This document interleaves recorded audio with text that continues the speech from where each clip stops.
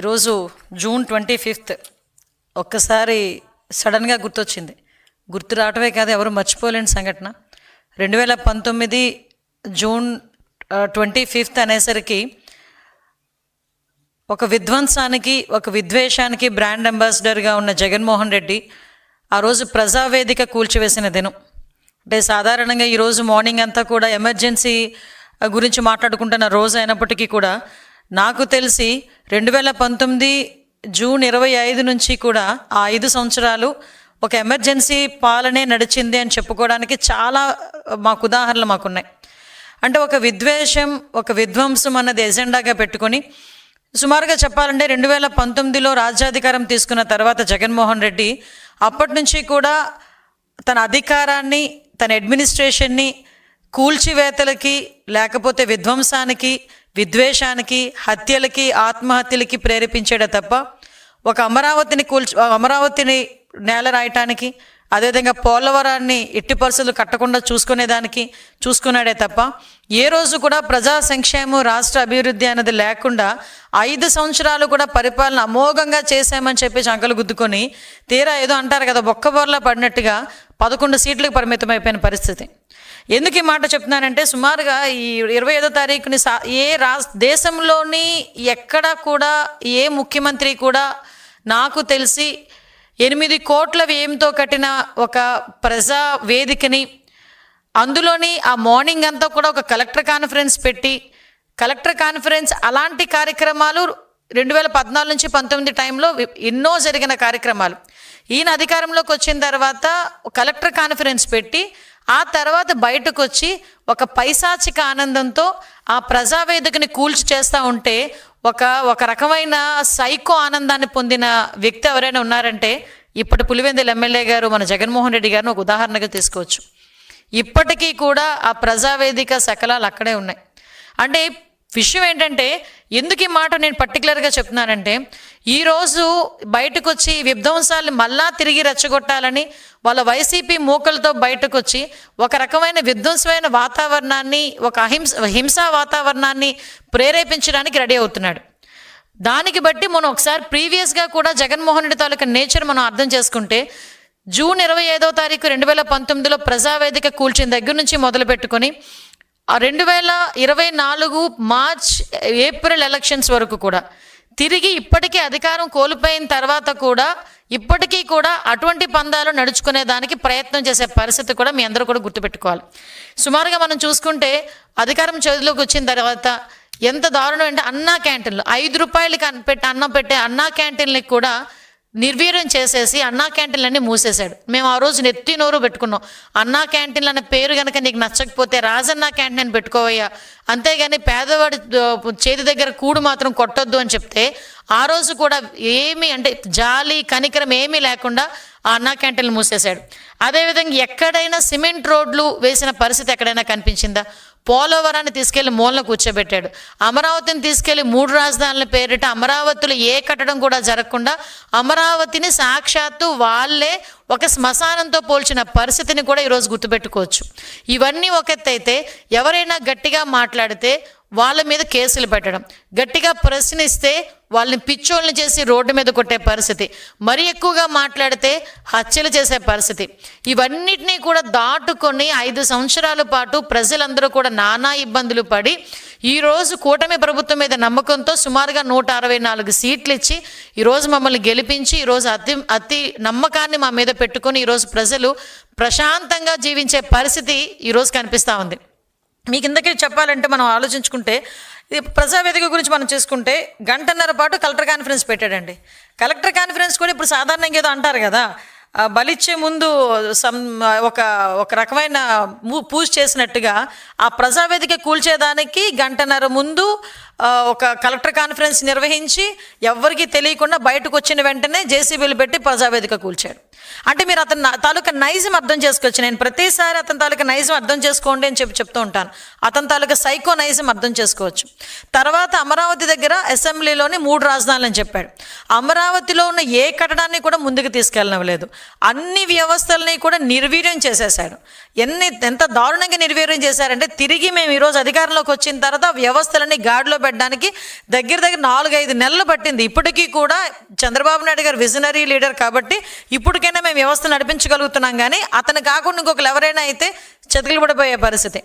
రాష్ట్ర ఆర్థిక వ్యవస్థని సంపూర్ణంగా అంటే ఎక్కడా కూడా అంటే ఎంత దారుణమైన పరిస్థితి అంటే ఒక చీప్ లిక్కర్ ప్రజలకు అందించి ఆ లిక్కర్ మీద కూడా 15 సంవత్సరాలకి మా రాష్ట్రంలో ఎంతమంది తాగుతారు, దీని మీద ఎంత ఆదాయం వస్తుంది కాబట్టి నాకు ఇంత అప్పు ఇవ్వండి అని 25,000 కోట్ల రూపాయలని కూడా అప్పు తీసుకొచ్చేసిన పరిస్థితి నుంచి ఈరోజు ఆర్థిక వ్యవస్థని ఈరోజు గాడిలో పెట్టడానికి నిజంగా గౌరవ చంద్రబాబు నాయుడు గారు ముఖ్యమంత్రి వర్యులు చేస్తున్న కృషి మనందరం కూడా చూస్తున్నాం. ఒకటి మాత్రం నిజమండి, కూల్చివేతలతో మొదలుపెట్టాడు, విధ్వంసం చేశాడు, విద్వేషాలను రెచ్చగొట్టాడు, హింసను ప్రేరేపించాడు, వాళ్ళ తాలూకా మంత్రులు ఎమ్మెల్యేల చేత బూతులు తిట్టించాడు, అసెంబ్లీ సాక్షిగా మా చంద్రబాబు నాయుడు గారి చేత కన్నీళ్లు పెట్టించారు, అదేవిధంగా నారా భువనమ్మని నోటుకొచ్చినట్టు మాట్లాడించారు. ఇంకా మాలాంటి వాళ్ళం అయితే ఇంకా అది వేరే విషయం. అంటే ఒక్కొక్కసారి ఎందుకు గుర్తు తెచ్చుకోవాలంటే జగన్మోహన్ రెడ్డి ఈరోజు వచ్చి నీతి కబుర్లు చెప్తున్నాడు. అదేవిధంగా వాళ్ళ తాలూకా విధ్వంసం చేసే ఆ జనాలు కూడా వైసీపీ మూకలు కూడా బయటకు వచ్చి ఈరోజు నీతులు చెప్తున్నాయి. ఆ నీతులు చెప్పేటప్పుడు లాస్ట్ 5 సంవత్సరాలు వీళ్ళు ఏం చేశారన్న సంగతి కూడా గుర్తు చేయాలి అనే ఉద్దేశంతో బయటికి రావాలంటే పరదా ఉండాలి, బయటికి రావాలంటే చెట్లు నరికేయాలి, అతను బయటకు వచ్చాడంటే షాపులు మూసేయాలి, జగన్మోహన్ రెడ్డి బయటకు వస్తున్నాడంటే షాపులు మూసేయాలి, జగన్మోహన్ రెడ్డి ఒక మీటింగ్ పెట్టాలంటే తెలుగుదేశం పార్టీ వాళ్ళందరినీ కూడా హౌస్ అరెస్టులు చేయాలి. అదేవిధంగా అతని గురించి ఎవరైనా గట్టిగా సోషల్ మీడియాలో మాట్లాడితే వాళ్ళని తీసుకొచ్చి సిఐడి కేసులు పెట్టి ఇరికించాలి. ఆ సిఐడి కేసులు పెట్టేదానికి కూడా వయసులతో సంబంధం లేదు. 60-70 సంవత్సరాల అంకబాబు గారైనా సరే, లేకపోతే 65 సంవత్సరాల వృద్ధులైనా సరే, మహిళలైనా సరే, ఎవరినైనా సిఐడి చేతిలో పెట్టుకొని ఆ రోజు పోలీస్ వ్యవస్థను చేతిలో పెట్టుకొని సామాన్యమైన ప్రజలు ఎన్ని రకాల హింసలు పెట్టారో ఈరోజు నేను గుర్తు చేస్తున్నా. ఈరోజు వీళ్ళు బయటకు వచ్చి మాట్లాడుతున్నారు. మేము ఏమైనా ఏంటది ఏదో ఆంక్షలు విధించామా అని మాట్లాడారు. మొన్న కూడా నేను దాని గురించి ఆంక్షలు విధించారని మాట్లాడేదానికి. ఈరోజు ప్రజలు ఆంక్షలు లేకుండా ప్రశాంతంగా బతుకుతున్నారు. ఒక పరదా లేదు, ఒక చెట్లు కొట్టడం లేదు, ఒక షాపులు మూసివేత లేదు, ఒక హౌస్ అరెస్ట్ లేదు. ఆఖరికి జగన్మోహన్ రెడ్డి ఎక్కడైనా పరామర్శకి వెళ్తానన్నా కూడా, అది చనిపోయి సంవత్సరం తర్వాత కూడా పరామర్శకి వెళ్తానన్నా కూడా Z+ సెక్యూరిటీతో ఉన్న వ్యక్తికి ఎంత సెక్యూరిటీ కావాలో అంత సెక్యూరిటీని కూడా ఇచ్చే పరిస్థితి కనిపిస్తూ ఉంది. లిటరలీ చెప్పాలంటే 5 సంవత్సరాలు ప్రజలు 2019 నుంచి 24 వరకు బిక్కుమంటూ ఉన్నారు. అని ఎంత బిక్కుమని ఉన్నారో తర్వాత లాస్ట్ ఎలక్షన్ దగ్గర చేసి ఉద్యోగస్తుల దగ్గర నుంచి ప్రతి ఒక్కరు ఏ రకంగా తిరగబడ్డారో కూడా జగన్మోహన్ రెడ్డి కూడా తెలుసుకోవాలి. లక్షలాదిగా ఉద్యోగస్తులు బయటకు వచ్చి ఈరోజు వాళ్ళందరూ కూడా ధర్నా చేస్తే వాళ్ళందరి మీద కూడా ఈరోజు అప్పుడు కేసులు పెట్టిన పరిస్థితి. మా తెలుగుదేశం పార్టీ నాయకులకు కానీ, జనసేన పార్టీ నాయకులకు కానీ అందరి మీద కేసులు పెట్టిన పరిస్థితి. అందుకే నేను ఇందాక ఉన్నాను, విధ్వంసము విద్వేషానికి బ్రాండ్ అంబాసిడర్గా ఉన్నాడు. కూల్చివేత తప్ప కట్టడం అనేది చేత కాని పరిస్థితి. అతని తాలూకా ట్యాక్స్కి భయపడిపోయి పరిశ్రమలు కూడా పరిగెట్టి పారిపోయే పరిస్థితి.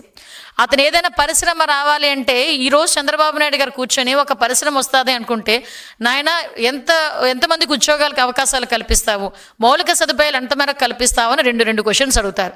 అదే జగన్మోహన్ రెడ్డి పరిశ్రమలు రావాలంటే అడిగిన క్వశ్చన్ ఏంటంటే, నాకు వాటా ఎంత ఇస్తావు, నాకు కమిషన్ ఎంత ఇస్తావు. ఆ రెండింటి మాటలకి దూరంగా పారిపోయిన పరిశ్రమలు ఈరోజు మళ్ళీ చంద్రబాబు నాయుడు గారిని చూసి, చంద్రబాబు నాయుడు గారి తాలూకా విజనరీని చూసి ఈరోజు ముందుకు వస్తున్నాయి. ఈరోజు 20 లక్షల ఉద్యోగాలు మేము టార్గెట్గా పెట్టుకున్నామని చెప్పి ఈరోజు 5 లక్షల పైగా ఉద్యోగాలు వచ్చే కంపెనీలు ఈరోజు ఆన్ బోర్డ్ అవుతున్నాయి. ఈరోజు పెట్టుబడులు పెట్టడానికి సిద్ధపడమే కాకుండా ఈరోజు ఆన్ బోర్డ్ అవుతున్నాయి. ఈరోజు 2047 విజనే కాకుండా 5 సంవత్సరాలకు ఒక విజన్ తయారు చేసుకొని ఒక విజనరీ లీడర్ కింద ఈరోజు రాష్ట్రాన్ని అభివృద్ధి పదంలో ముందుకు తీసుకెళ్తా ఉంటే అది ఓర్చుకోలేక మళ్ళీ తిరిగి వీళ్ళు మీటింగులు పెట్టుకొని వాళ్ళు ఏదో చాలా ఉద్దండ పెండాలి అన్నట్టుగా ఈరోజు బయటకు వచ్చి మాట్లాడుతున్నారు. నిన్న మొన్న ఎవరో కొంతమంది మాజీ మంత్రులు వచ్చి మాట్లాడారు. అసలు నిజంగా ఎక్కడైనా ఏదైనా అన్యాయం జరిగితే ఇంతకుముందు 2019 నుంచి 24 వరకు ముఖ్యమంత్రిగా ఉన్న జగన్మోహన్ రెడ్డి ఒక్కల్ని కానీ ఆ రోజు ఆగస్టు 15 రోజు రమ్య అనే అమ్మాయిని నడి రోడ్డు మీద పొడి చంపేస్తే ఒక్కరోజు దాని గురించి కూడా బయటకు వచ్చి కూడా మాట్లాడలేని పరిస్థితి. అలాంటి ఆత్మహత్యలు, హత్యలు, వాళ్ళ తాలూకా తిరిగి వాళ్ళు దాడులు ఎన్ని జరిగినా కూడా ఒక్కరోజు కూడా బయటికి రాని జగన్మోహన్ రెడ్డి ఒక్కసారిగా అతనికి 11 సీట్లకి దిగజార్చి ప్రతిపక్ష హోదా కూడా లేకపోయినప్పటికీ కూడా ఈరోజు అతని ప్రతిపక్ష నాయకుడిగా తను ప్రమోట్ చేసుకుంటూ ఈరోజు బయటకు వచ్చి ఎక్కడ ఎవరు చనిపోతారా నేను అక్కడికి వెళ్ళి పరామర్శ చేయాలి అని ఆ ఒక్క పరామర్శ పేరు పెట్టుకొని మొబిలైజేషన్ పేరుతో జనాల్ని మూకుముడిగా రోడ్డు మీదకి కావాలని తెచ్చుకొని ఈరోజు ఏదో బల ప్రదర్శన చేసే పరిస్థితి కనిపిస్తూ ఉంది. ఈరోజు వైసీపీ మూకలని కూడా రోడ్డు మీదకి వచ్చి అదే హింసా రాజకీయాలని బయటకు మళ్ళా తీసుకొస్తాము, లేకపోతే హింసా రాజకీయాలను ప్రేరేపిస్తాము, లేకపోతే బయటకు వచ్చి 2029లో రపారపా కోస్తాము, ఇలాంటి పదాలు చాలా ఎక్కువగా వినిపిస్తున్నాయి. వీళ్ళందరికీ ఒకటే చెప్తున్నానండి, ఇక్కడ మీ ఆటలు సాగు. ఇక్కడ ఉన్నది చంద్రబాబు నాయుడు గారు, ఎన్డీఏ కూటమి. ఎట్టి పరిస్థితుల్లోని కూడా లా అండ్ ఆర్డర్ ప్రాబ్లం వచ్చినా, జనాల్ని రెచ్చగొట్టే పరిస్థితుల్లో మీరు ఎటువంటి వ్యాఖ్యలు చేసినా, అదేవిధంగా ఆడబిడ్డల్ని అవమానకరంగా మాట్లాడినా ఎట్టి పరిస్థితుల్లోని టాలరేట్ చేసే ప్రసక్తి ఉండదు. దానికి తగ్గ మూల్యాన్ని కూడా మీరు కూడా చెల్లించుకుంటారు. దీనికి కొంచెం జాగ్రత్త పడాల్సిందిగా వైసీపీ మూకలకి చెప్తున్నాం.